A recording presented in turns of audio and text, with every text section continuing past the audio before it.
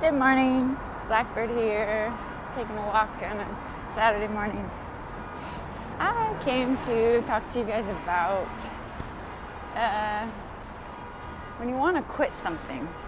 I'm not going to seriously call it addictions and different things. Yeah, there's cigarettes or coffee or sugar or anything that you feel like you're a vice.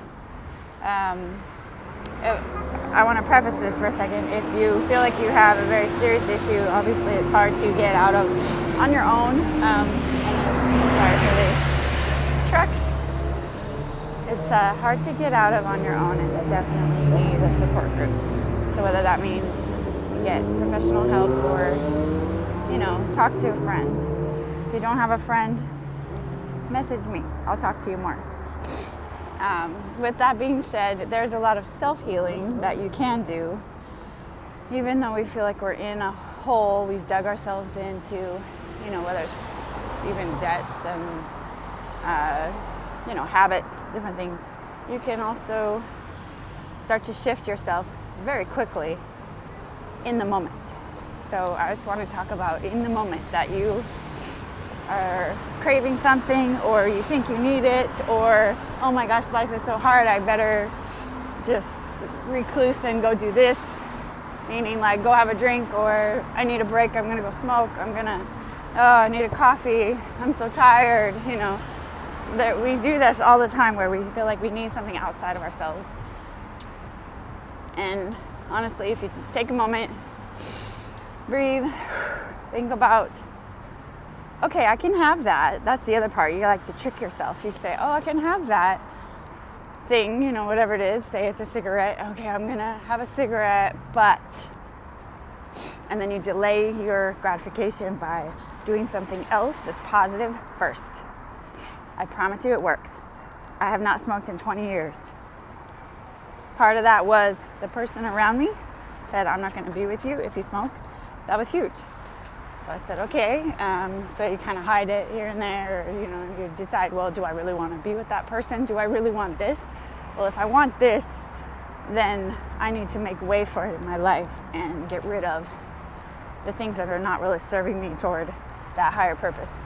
So whether it's a person or, finances, you can do it that way too, of like, well, I'm spending money on this, but I'd rather have this. Well, if I could save, then I could get that. Or this will help me further if I can do this instead. I know I'm saying this and that a lot, but you get to fill in the blanks because it's your life.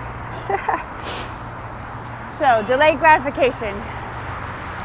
That's the whole idea of foreplay, honestly.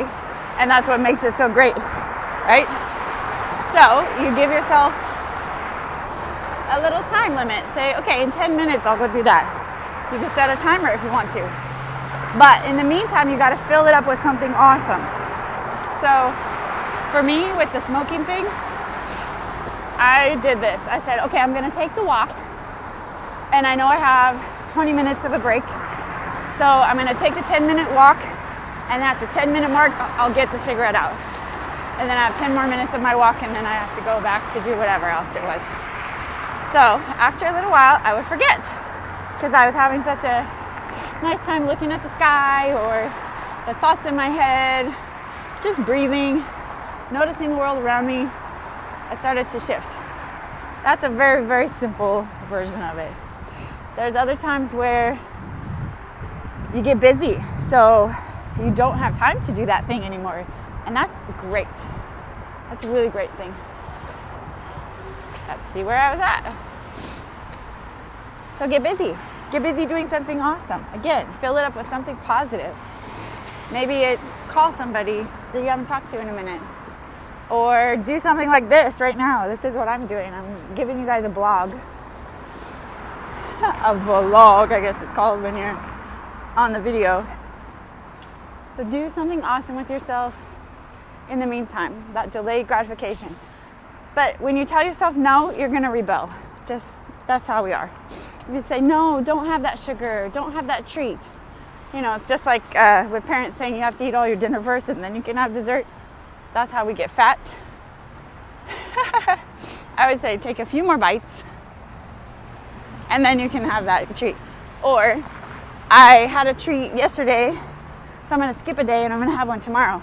So for tonight, I'm going to do something else that's like a treat, and I'm going to give myself a cup of tea. I've done that one a lot. That one helps a lot. And even just like, I can have sugar, but maybe just one less spoonful in each, whatever it is. Or take, with the Starbucks, I started doing one less pump or two less pumps of whatever that sugary stuff is that they're putting in it. Oh my gosh, I see such a difference. I've done some testings on myself. I've done a beer every night for a summer. I gained 10 pounds. And that's me, a crazy, amazing dancer, very active. I tried a sugary cappuccino thing every day for a month, and I gained an inch of fat around my waist. That was weird. It just got soft.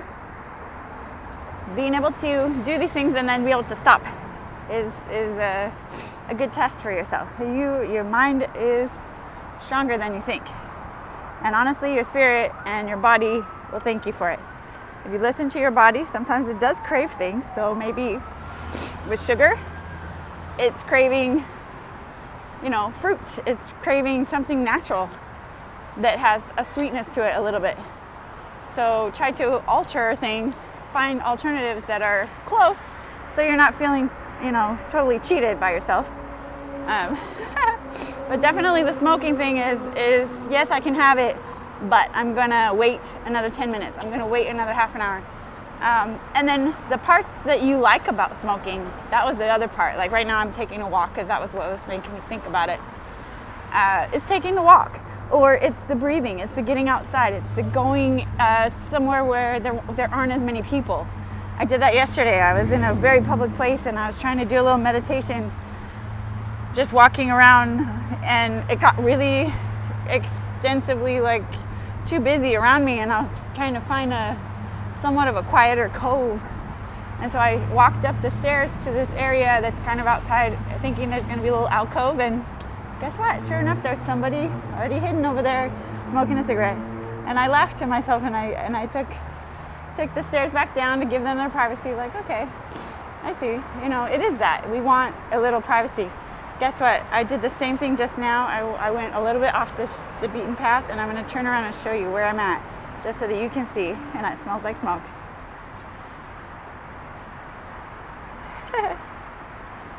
Let's turn it around. Bunch of cigarette butts. And look at where I am. I'm in a cute little area, designated smoking area. But guess what? It's peaceful. It's got trees. It's got flowers. It's a little bit off of the street. That's the part that you really need, not the smoking part. Good luck.